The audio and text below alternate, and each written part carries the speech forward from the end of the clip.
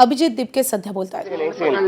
यार मैं ना वो पॉलिटिशियन हूँ नहीं जिसको डिस्टर्बेंस के बाद में ना बोल सकता है वो।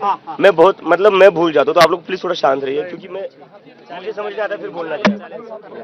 क्वेश्चन क्या है? क्वेश्चन ये है जो लाठी चार्ज हुआ है और अपनी डिमांड क्या है? जो लाठी चार्ज हुआ है उस पर मैं बोल चुका हूँ, इट वॉज वेरी ब्रूटल। और जिन पुलिस ऑफिसर्स ने ये करा है उनको लेकर हम कोर्ट में जाएंगे। और हमारे प्रोटेस्ट का आज 34th डे है। सोनम सर की हंगर स्ट्राइक जारी है। आज उनकी हंगर स्ट्राइक का 26th डे है। तो जब तक हमारी डिमांड्स पूरी नहीं होती तब तक हमारा प्रोटेस्ट जारी रहेगा। But we are requesting Sonam sir to end his hunger strike because we can not afford to lose his life. दो दिनों से लगातार जंतर मंतर के बाहर सड़कों पे हंगामा बर्दाश्त हो रहे हैं। आप भी लगातार अपील कर रहे हैं ऐसी चीजें ना करें। कौन से लोग हैं? ये बाहर से लोग भेजे जा रहे जानबूझकर प्रोटेस्ट को खराब करने के लिए। हम यहाँ पर 1 महीने से बैठे हुए थे, 1 महीने में ऐसी कोई वारदात नहीं हुई। लेकिन अब क्या हो रहा है, जैसे ये प्रोटेस्ट बड़ा हो गया है तो ये बाहर से गुंडे भेजे जा रहे हैं बीजेपी द्वारा जानबूझकर लोगों को उकसाने के लिए। और यही लोग हैं जो पथराव करे बीजेपी के। पुलिस यहाँ पर पत्थरों के ट्रक लाकर रखती है, बीजेपी के गुंडे आते हैं, वो पत्थरबाजी करते हैं और फिर कॉकरोच जनता पार्टी के लोगों को बदनाम करते हैं। What about the discussion? The central cabinet ministers are saying door is open. Our door is Jantar Mantar's door is also open. Abhijit Dipke जी, तुमची आता भूमिका काय नक्की नेमकी? तुम्ही आंदोलनावरती ठाम आहात, परंतु चर्चेसाठी तुम्हाला बोलवण्यात आलेलं आहे. चर्चेसाठी तुम्ही जाणार की सरकार इकडे आहे चर्चेसाठी? आम्ही मागच्या वेळेस सरकारकडे गेलो होतो चर्चेसाठी, पण सरकारने 5 तास बसून ठेवलं. 5 तासात ते फक्त 10 मिनिटं बोलले.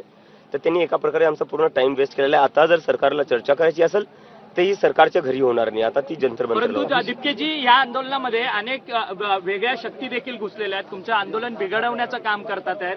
आणि या सगळ्या आंदोलन बिघडवत असताना पोलिसांचा देखील सौम्य लाठीचार्ज जो आहे तो आंदोलकांवरती होताना पाहायला मिळतोय. काय सांगाल या संदर्भात? जे लोक इथं उत्मात करतात पोलीस त्यांना काही करत नाही. 12 वर्षांच्या मुलींवर लाठीमार करतायत ते. 15 वर्षांच्या मुलींचे कपडे फाडून त्यांना मारतायत. पण जे सिव्हिल ड्रेसमध्ये काही लोक दगडफेक करत होते आणि असं पाहण्यात आले की काही पोलीसवाल्यांनी सुद्धा गाड्या फोडलेल्या आहेत. तर सिव्हिल ड्रेसमधल्या पोलिसांनी गाड्या फोडल्या, त्याचे व्हिडिओ आलेले आहेत. तर पोलीस कुठं ना कुठं कॉम्प्रोमाइज आहे. पोलीस कुठं ना कुठं जे बाहेरून गुंडे येत आहेत त्यांच्यासोबत मिळून हे प्रोटेस्टला डिस्टर्ब करायचा प्रयत्न करतात. महाराष्ट्रात देखील मोठ्या प्रमाणात आंदोलन होताना पाहायला मिळतंय. मुंबईमध्ये राज ठाकरे, आदित्य ठाकरे किंवा अमित ठाकरे हे सगळेजण आता आंदोलनात सक्रियपणे सहभागी होतात आहेत. आंदोलक मुलांच्या पाठी उभे राहतात आहेत. आज प्रकाश आंबेडकरांनी महाराष्ट्र बंदची हाक दिली आहे, तर परवा पुन्हा एकदा दोन्ही ठाकरे बंधू एकत्रितरित्या आंदोलन करतायत. कशा पद्धतीने या सगळ्या आंदोलनाला बघताय आणि तुमचा जाहीर पाठिंबा काय तुमचा मेसेज आहे? माझा मेसेज हा जो मी आधीच म्हणत होतो की आता वेळ आलेली आहे. आपल्या सगळ्यांना आपले जे पॉलिटिकल डिफरन्सेस आहे ते बाजूला ठेवावे लागतील. आपले जे काही आयडिओलॉजिकल डिफरन्सेस आहे ते बाजूला ठेवावे लागतील. कारण की आता जो विषय तो खूप मोठा विषय, देशाच्या भविष्याचा विषय.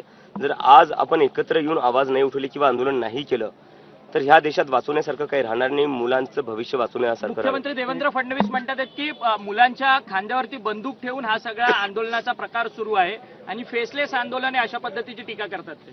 मुख्यमंत्री फडणवीसांना माझी एकच विनंती आहे, तुमच्या घराच्या 500 मीटरवर आकांक्षा चतुर्वेदीने आत्महत्या केली होती. पहिले तिच्या घरी जा साहेब, तिच्या घरी जाऊन भेटा. तिचे आईवडील आजही म्हणतायत की आमच्याकडे सरकारचं कोणीच नाही आलेलं आहे.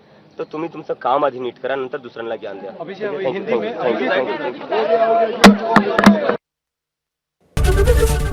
एबीपी माझा, उघडा डोळे बघा नीट.